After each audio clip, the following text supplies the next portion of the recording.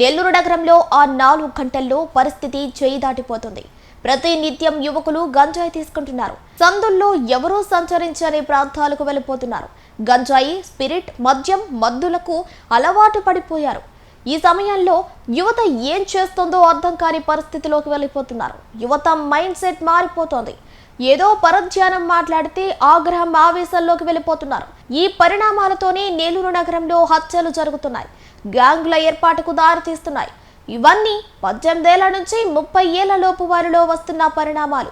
వీటన్నిటికీ కారణాలు తెలుసుకోవాలంటే ఓసారి నెల్లూరు వెళ్లాల్సిందే. నెల్లూరు నగరంలో గంజాయి చాలా తక్కువ ధరకు దొరికిస్తుంది. కొందరు కాలేజీ ఫ్రెండ్స్, మరికొందరు కాలేజీలు విడిచి ఖాళీగా తిరుగుతున్న వారికి ఈ గంజాయి తీసుకువస్తున్నారు.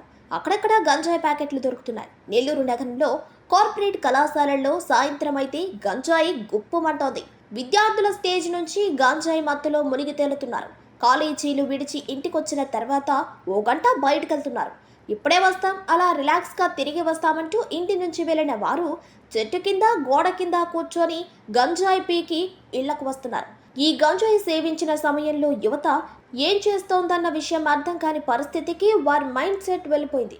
గంజాయి మద్యం సేవించిన వారు ఎందుకు ఇలా తయారవుతున్నారు అర్థం కాని పరిస్థితి. గంజాయి మత్తులో ఉన్నవాడిని అప్పట్లో పలకరిస్తే వారికి వ్యతిరేకంగా ఎలాంటి మాట మాట్లాడినా తిరుగుబాటు చేస్తున్నారు. నెల్లూరు అయ్యప్పగుడి సెంటర్లో ఇషాక్ అనే 18 ఏళ్ల కుర్రాడు మద్యం, గంజాయి మత్తులో కత్తి బొడ్లో పెట్టుకుని తిరుగుతూ ఓ వ్యక్తిని హత్య చేసిన విషయం తెలిసిందే. కేవలం నూడిల్స్ అంగడి దగ్గర చిన్న వివాదంతో ఈ హత్య జరిగింది.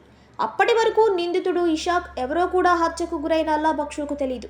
అల్లాబక్షు కొడుకు వయసులో ఉన్న ఇషాక్ కేవలం కత్తి బొడ్డులో ఉందన్న అంశాన్ని మాత్రమే ప్రశ్నించాడు. ఒక్క విషయం ఆలోచించకుండా అల్లాబక్షును కత్తితో పొడిచి చంపాడు ఇషాక్. ఇటీవల కాలంలో తోటపల్లి గూడూరులో ఓ పెట్రోల్ బంక్ వద్ద ఓ వ్యక్తి వచ్చి గంజాయి మత్తులో పెట్రోల్ బంకును బైక్తో ఢీకొట్టి వెనుక వారిని బైక్తోనే కొట్టి ఉచితంగా పెట్రోల్ తన బైక్ పట్టాలని కత్తి బయటకు తీసిన సంఘటన ఛానల్ 9లో ప్రసారమైన విషయం తెలిసిందే. ఇలాంటి సంఘటనలు నెల్లూరు జిల్లా వ్యాప్తంగా జరుగుతున్నాయి. మాదక ద్రవ్యాలకు అలవాటు పడ్డవారు అనేక మంది నేరాలకు పాల్పడుతున్నారు. ఇటీవల కాలంలో నెల్లూరులో వరుస హత్యల్లో పాల్గొన్న వారంతా, గ్యాంగ్గా మారిన వారంతా, రౌడీ షీటర్లుగా మారిన వారంతా మాదక ద్రవ్యాలకు అలవాటు పడ్డవారేనని చెప్పనక్కర్లేదు. నెల్లూరు జిల్లా ప్రాంతంలో మాదక ద్రవ్యాలకు అలవాటు పడి కొందరు బైకులను టార్గెట్ చేస్తున్నారు. నగరం నుంచి గ్రామాలకు వెళుతున్న వారు ఒక్కరే బైక్ నడుపుతుంటే బైకులు అడ్డం పెడుతున్నారు. 100 రూపాయలు ఇస్తే వదిలేస్తారు. బైక్ నడుపుతున్న వ్యక్తుల జోబీలు కొట్టేస్తున్నారు. డబ్బులు ఇవ్వకుంటే కత్తితో బెదిరిస్తున్నారు. ఒక్కరుగా వెళుతున్న వారిని టార్గెట్ చేస్తున్నారు. చిన్న విషయం కోసం పోలీసుల దగ్గరకు వెళ్లి కొంతమంది కేసు నమోదు చేయకుండా పోతున్నారు. చిన్న సంఘటనే కదా అని వదిలేస్తున్నారు. ఇలాంటి సంఘటనలే చిలికి చిలికి గాలివానగా మారుతున్నాయి. నెల్లూరు జిల్లా వ్యాప్తంగా ఈ సంఘటనలు జరుగుతున్నాయి. మాదక ద్రవ్యాలు, గంజాయికి అలవాటు పడ్డ వారిపై పోలీసులు నిఘా ఉంచాలి. ఇలాంటి వారు సంచారం కనిపిస్తే కౌన్సిలింగ్లు చేపట్టాలి. లేదంటే పరిస్థితి చేయి దాటిపోయే అవకాశాలున్నాయి.